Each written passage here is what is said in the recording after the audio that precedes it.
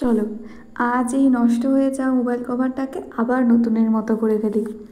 আর এই কাজটা আমাকে আমার দিদি করতে দিয়েছিল, আর ও যেভাবে বলেছিল আমি সেভাবেই করার চেষ্টা করেছি।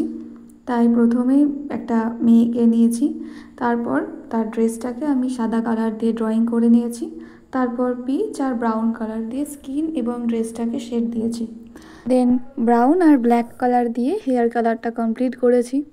এরপর কিছু সানফ্লাওয়ার রেখেছিলাম, সেটাকেও ইয়েলো কালার দিয়ে কালার করে নিয়েছি। তারপর ব্রাউন কালার দিয়ে পুরো ফুলটাকে শেড দিয়েছি। দেন হোয়াইট কালার দিয়ে কিছু ফুল এঁকে ব্যাকগ্রাউন্ডটা কমপ্লিট করেছি। আর তোমরা চাইলেও কিন্তু এইভাবে তোমাদের নষ্ট হয়ে যাওয়া কভারকে আবার নতুন করে সাজিয়ে তুলতে পারো।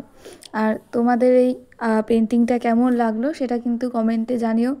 আর যদি ভালো লেগে থাকে তাহলে কমেন্ট, শেয়ার আর ফলো করতে কিন্তু ভুলো না।